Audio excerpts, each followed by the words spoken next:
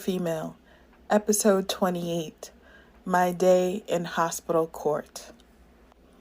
Niece, I was in my room in the Girl Interrupted Hospital, trying to straighten up a bit when I realized there was a man standing in the doorway of my open room door. Hi, I'm John. I'm your lawyer. I'm going to represent you tomorrow. Represent me? For what? You have a hearing tomorrow. The hospital is moving to have you committed. The judge will decide tomorrow. I have some questions for you. I'm not going to answer any of your questions because I do not need you to represent me. I will represent myself. It didn't make any sense to me to allow a lawyer hired by the hospital to represent me. He had the hospital's best interests at heart. I asked him to leave, and he did. The next day, a nurse came to my room and asked me to go with her. She took me down some stairs and walked me through the tunnels. The entire hospital was connected underground through a very large maze of tunnels. She turned left, then right again, left again. I was all turned around. Then we came to another set of stairs that led to a bright hallway with glossy walls. There were 2 large white doors with very big handles in front of me.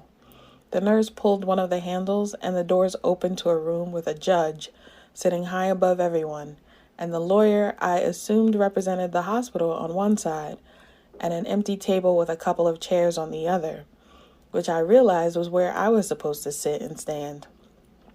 The nurse let me walk to my position on my own, and she took a seat where the public would sit, behind the table with the hospital lawyer.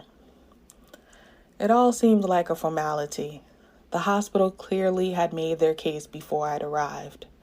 The judge was about to make her decision, and then she stopped and asked me, "Is there anything you would like to say on your behalf, Miss Matthews?" I looked the judge directly in her eyes as I spoke, and she held my gaze, seemingly to gauge my sincerity. If my words were the only thing standing between myself and being committed to a mental hospital, I wanted to speak plainly and clearly. I'm not even sure why I'm here. I just want to go home, but they won't even let me go outside. I admit I was sick when I first got here, but I'm better now and ready to leave, not stay longer.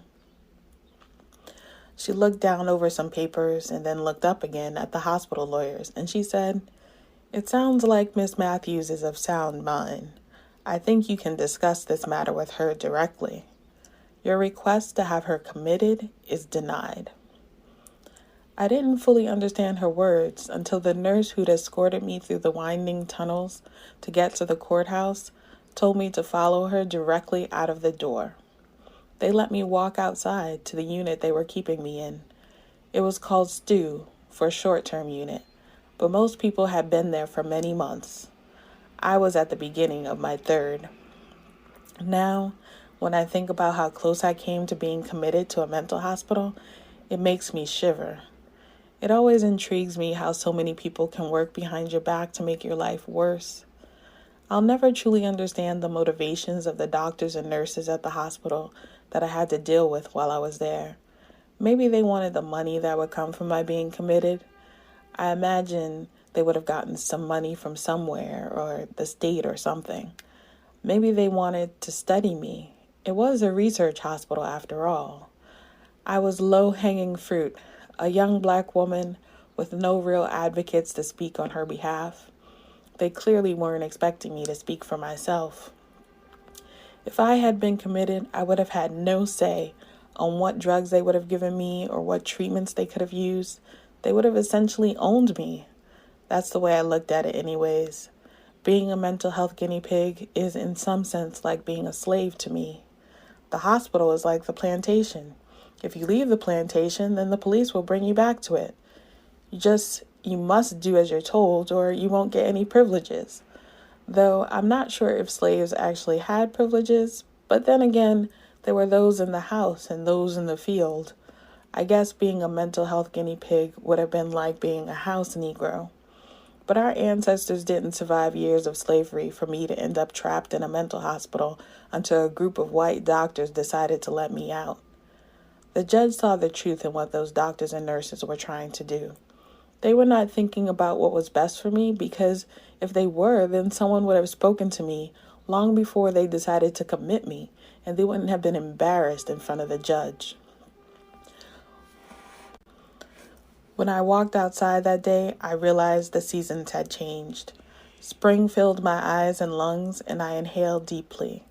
I exhaled as I walked down the steps, looking left and right to take in my surroundings. The grounds were enormous. It looked more like a college campus than a hospital. There was freshly cut grass for as far as I could see, and many people moved about quickly, like they all had very important things to do, very important lives to live. And I began to walk a bit quicker myself, thinking of the life I had ahead of me, one filled with fresh air. Don't ever let anyone take away your fresh air. The absence of fresh air is the absence of life.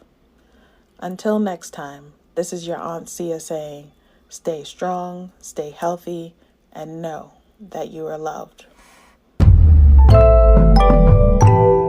We can learn together, we can grow forever. Hey, it's the best kept secret. We can learn together, we can grow forever. I am not my hair, I am not my skin. I am a vessel of love and soul within. I am black bipolar female. I am black bipolar female. I am not my hair, I am not my skin. I am a vessel of love and soul within.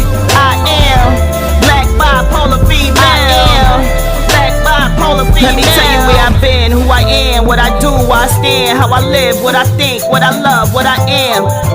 Black bipolar female. Yes, man, many questions you could ask. What I don't know I will pass. I will help you understand all the ups, all the downs, all the smiles, all the frowns, all the whys, all the hows. Walk the journey with me, the road is full of wows. We can learn together, we can grow forever. We can learn together, we can grow forever.